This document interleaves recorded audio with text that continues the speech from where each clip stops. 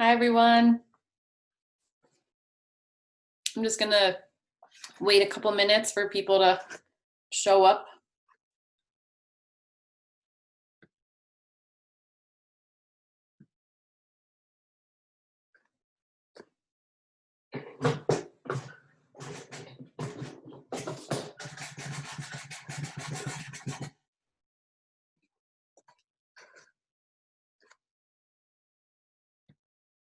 Okay, maybe like 10 more seconds.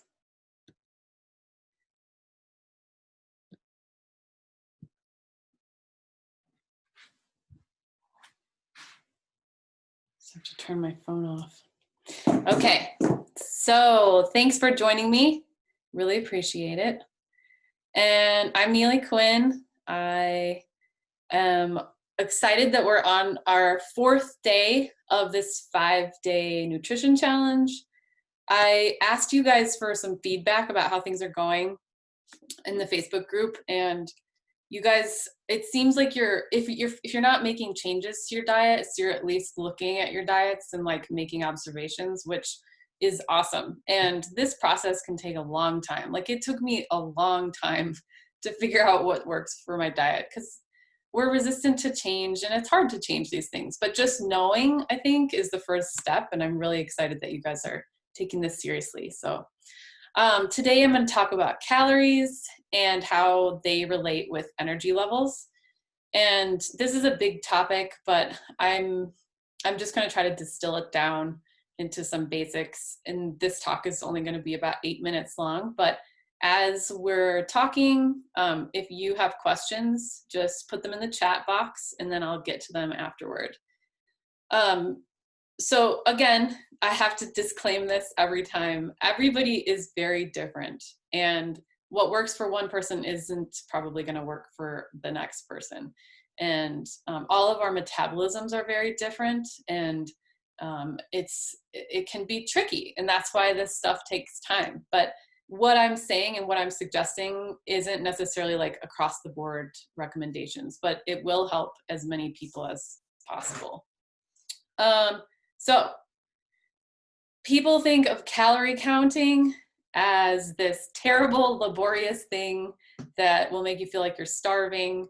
But I don't see it as that. I look at it as an educational tool to learn about what you're putting into your body, just like we're finding out about the grams of protein and all of that. I think that calorie counting has this sort of stigma, and I think that it's something that we're not taught in school, like how many calories are in foods or protein or fat or carb grams. We don't know anything about food. It's like a mystery. And I think it should be taught by schools and parents, but it's not. And so we have to do it ourselves as adults to try to figure these things out. And I don't ever recommend that people continue to count calories for long periods of time. I think that can make you crazy and obsessive. But I think it's good to know what foods are made of so that you can, in the future, eyeball your food and knowing that you're getting everything that you need. So that's where I'm coming from with calorie counting. And calories can have an effect on energy levels, whether you're eating too many calories or too few. And some of the common symptoms I see of low or high calories are, and it's going to be similar because for a few different reasons that I'll talk about, but sluggishness, grumpiness, having sugar cravings, anxiety, poor sleep, poor performance, feeling weakness with normal activities like walking upstairs. If you're eating too few calories, you can lose your period. That's like an obvious sign that you're not eating enough. And you can become obsessed with food either way. So if you're eating too much food, your body's having to digest all that food, and we'll talk about that in a minute. And if you're eating, and that can make you tired. If you're eating too little food, then obviously like your blood sugar is going to be low a lot of the time, and everything's going to be affected in terms of your energy. So eating the right number of calories can help you have optimal energy levels. So because calorie intake is so related with body weight, using your body weight as a guide can help to nail down how many calories you should be eating. And I'm not saying that you need to monitor your weight every single day, not at all. Like we can kind of tell if we're getting bigger or smaller by how our clothes are fitting and things like that. So I use that as a guide to help nail down how many calories you should be eating. And I've talked a little bit about this in the other classes, but so it can be difficult to figure this out, and your requirements will also change depending on if you're training or climbing a lot or not, or if you're trying to maintain, gain, or lose weight. So like if you figure out today how many calories you need right now, it may be different than in 6 months when you're trying to, you know, when you're not exercising as much or something. So it's like a constantly moving target. The most reliable way that I've found to log or to figure out how many calories you need is to actually log the calories that you're eating for a week of normal eating, find the average of that, and then ask yourself, am I gaining weight on this way of eating? Am I losing weight? Or am I maintaining weight on this many calories? If you're maintaining weight and that's your goal, then don't change the number of calories you're eating. Just look at macronutrients, like all the things that we've talked about this week, for energy improvements. So like you might just need to have more carbs in your diet if you have low energy, or you might need to have more protein. Just look at what my suggestions have been and see where you're at. If you objectively need to gain weight and your energy levels are low, your energy levels might increase quite a bit if you are at a more normal weight, eating enough calories for that weight. So you're going to want to check your BMI. I know that's a rough estimate, but it can give you sort of an idea, especially when you're underweight. And your you can do a body fat percentage test to see where you're at. And you might be surprised to find that you're underweight or close to it. And if you increase those calories, your energy levels might go up quite a bit. If you are gaining weight and it's been like a slow and gradual gain, but you don't want to gain this weight and you don't need to, then just decrease your calories by around 200 calories per day, spread out through the day. So that means like taking a little bit out at breakfast, a little bit out at lunch and dinner, so it's barely noticeable. And then your energy levels at this point are probably low because your macros have gotten out of whack. Like a lot of times when we start eating a little bit more here and there, it's usually in the form of carbs because they're delicious. And so just check and see, like you might just be eating too many carbs in those calories.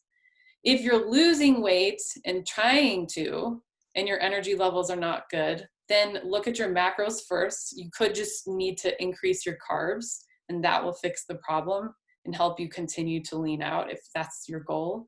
But if not, you just increase your calories across the board by 100 to 200 per day and see what happens in a week's time. And if you feel better, great. If you don't, then keep increasing or tweak your macros. But you might just be losing weight too rapidly, and that's really common. I'm going to go through a couple more scenarios. If you want to gain weight and bulk up, this isn't super common among climbers, but definitely some people do want to do this. Then eating more carbs will help quite a bit, just increasing your carb percentage. But it's not probably going to help your energy levels if you do that, but if that's your main goal. But increase your overall calories by 200 to 500 a day, depending on how quickly you want to gain. But like I said, just know that this can cause fatigue as well, eating too many calories, because you're having to spend energy on digesting all of those calories. And so one thing you can do to help is to supplement digestive enzymes to help your body out with that. If you want to do it more theoretically, you can figure out how many calories you need by calculating your BMR online. That's like your base number of calories you need. Then multiplying that by the Harris-Benedict exercise factor. And I've talked about this a little bit before. And then you get a theoretical number of calories you should be eating. But it usually doesn't work out perfectly this way because people's metabolisms are just all very unique. Like there are some big people who need very few calories and some small people who need quite a few calories. So it's just something you have to experiment with.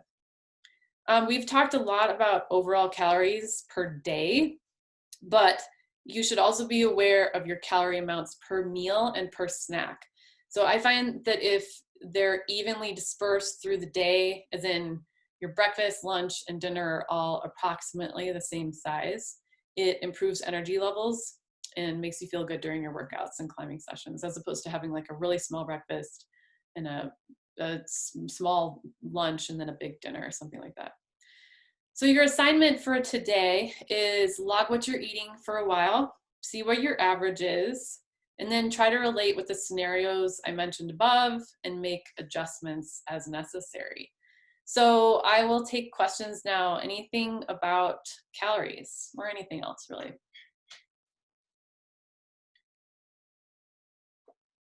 No questions? Can you guys hear me?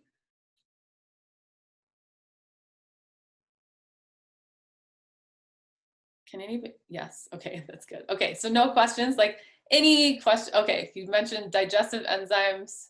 Do you have recommendations for some? No, there are a lot of brands that are good. Um, I can't even think of the one that I normally recommend because it's not consequential.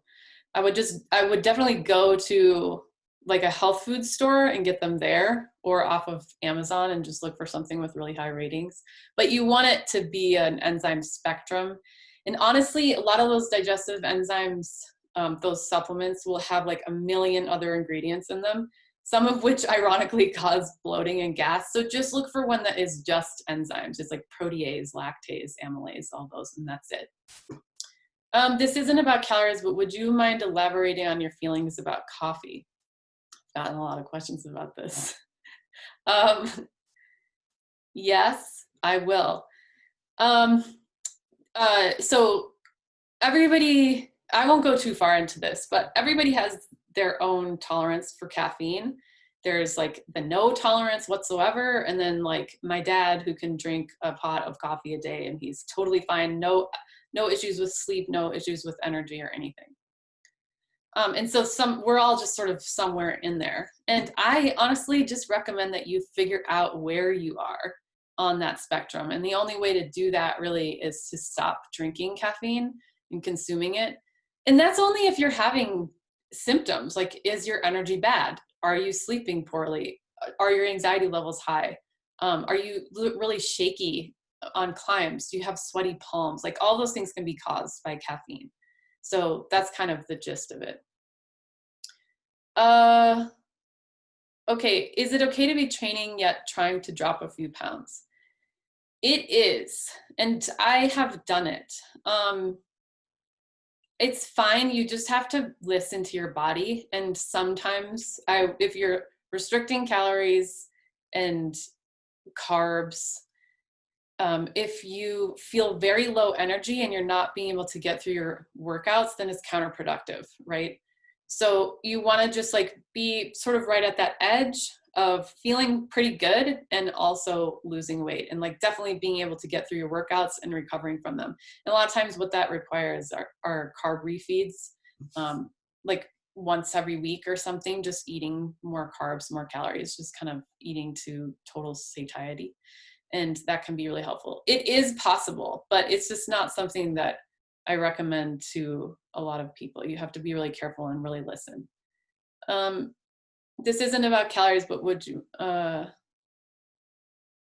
already did that. And then should I vary my calorie intake daily depending on if I train this day or if it is a rest day? Thanks. That's a great question. Um, it depends on how hard you're training. So if I go into the gym and I'm just doing some pitches and I'm not really exerting myself that much, like, I don't know, 5 to 10 pitches. It totally depends on your fitness level too, right? If you're not exerting yourself that much, then you don't really need to change anything. Um, it's we're just, as climbers, we're just not expending that many calories if we're just going to the gym and like casually doing, what ends up being 300 feet of climbing. So it just depends. But if you're doing like a HIIT workout and then you're strength training, then that's a different story, and you might need to incorporate more carbohydrates before, which equal up to more calories before your workout, and then maybe even have some while you're working out, like a full snack with protein and carbs in it. But you're going to have to experiment with like how much is too much. Like if I eat this bar before and then another bar during, and then I have a rehydration mix after or something, which I don't recommend, but am I gaining weight on that? And do I want to gain weight? So it just depends. You're just going to have to experiment. How can I track easily the quantity of calories that I'm eating during the day. You just have to use an app like MyFitnessPal or Chronometer or one of the other things that you'll have to input them. There's no really easy way to do it, unfortunately. You just have to take the time and put them in every day. And again, it doesn't have to be for very many days. Like, you don't have to do this forever. When losing weight, are you supposed to tolerate the sensation of hunger? Yeah. I mean, sometimes you don't. Like, if you're on a high fat diet and a low carb diet, you're generally not going to be hungry. And that's part of the allure of keto, is that you don't feel that hunger because fat is so satiating. And if you are on a high enough protein diet while you're trying to lose weight, you're going to have much less hunger because also protein is very satiating. And so that's why with my clients, honestly, often they don't experience much hunger because their macros are so on point. And so sometimes you do, but often you don't if you're doing it the right way. You might have to tolerate some at night, like if you're doing a little bit of intermittent fasting along with your minor calorie restriction. How doable is it to lose weight while also building muscle? Yeah, it's totally doable. You can do that, especially if you're, I mean, I don't know that we want to like build huge muscles, but if you're strength training, you can be increasing the density of your muscle and creating more tone. And that again requires a really high amount of protein and the right amount of carbs. So, and those are like the suggestions that I've made. But yeah, you can totally do that. Should you aim to have every meal follow the 40, 35, 25 carb, fat, protein recommendation, or should it just balance out by the end of the day? Yeah, I would have every meal follow that as closely as possible. On day one, you mentioned that it's better to actually bring meals to snack on versus snacks. How come? A real meal is just less processed? I don't. So a lot of snack foods, I don't know if the word processed is right. I don't really care about processing foods because like cooking food is processing it, or like taking corn off the cob to make popcorn is processing it. So I don't have a problem with processing foods. I more have a problem with the ingredients that are in most snack foods, like a lot of preservatives and a ton of soy that we don't necessarily need. And a lot of people are sensitive to soy, and it makes your stomach, or a lot of people's stomachs hurt. There's just like a lot of extra ingredients in a lot of snack foods. There are some great snack foods, and like the things that I've mentioned before, they're fine. But I would just recommend taking whole foods and combining them into snacks, whether that's yogurt with granola, or like beans and rice and vegetables, or tofu and vegetables and rice, or like peanut butter and peanut butter and apple, or, you know, so you see what I'm saying. And so if you can find snack foods that are just whole foods, then that's definitely more preferable. When we burn calories during exercise, are we burning those calories from foods that we just ate, or from glycogen stores that were produced from eating earlier in the day? Glycogen stores are produced from eating days in advance. So like, I'll talk about this more tomorrow, but if you want to have your glycogen stores topped off when you're trying to send something, like, you have to be methodical about that for days in advance. But the calories that we're burning during exercise, if you've eaten sugar right before, it's going to be used up right away. It's going to be some glycogen stores, and it's going to be potentially some fat stores as well. Just depends on what you're doing, for how long you're doing it, as well as how topped off your glycogen stores are. So it just depends on what you're doing and like what kind of exercise you're doing. Because, you know, like strength and power sports are going to require more carbohydrates, whereas if you're going for a very long, easy run, you might more easily tap into your fat stores and the fat that you ate as well. Okay, I ordered the PhysiVantage Supercharged Collagen. Is this a complete? Yes, it is a complete protein. Meaning, should I also be consuming a protein drink after working out? No, that's the whole point of the PhysiVantage Supercharged, is that he's added leucine to it, so it is a complete protein. You can consider that a full meal. Can you speak to trying to maintain weight while also hard training and high fitness level? Trying to gain or maintain weight while also hard training and high fitness level. I know you mentioned adding 200 to 500 calories. Simply add more protein to the macronutrient ratio, or just overall increase in calories? Yeah, so if you just add protein, you might, if you're trying to maintain weight, they're two totally different things, gaining and maintaining, right? So if you're trying to maintain, you don't necessarily need to add anything if you're currently maintaining your weight. If you're trying to gain, then I would look more at carbs, because protein, it's difficult to take protein and make it into glucose for your body to actually use as energy. It has to go through gluconeogenesis, which is not as easy as just eating glucose, right? So I would just say add more carbs for the most part, but just overall calories. It's not like you're just going to be sucking down glucose. Well, you might, but I would just say add more food, especially focusing on carbohydrates. But then you risk, affecting your energy levels.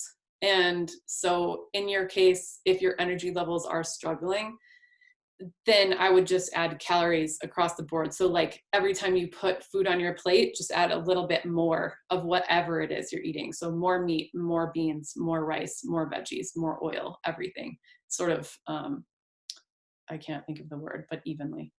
Is there an upper limit to how much protein you can absorb in a day? So for a while, people thought that it was like 20 grams in a sitting. So like 80 grams in a day, and that's just preposterous.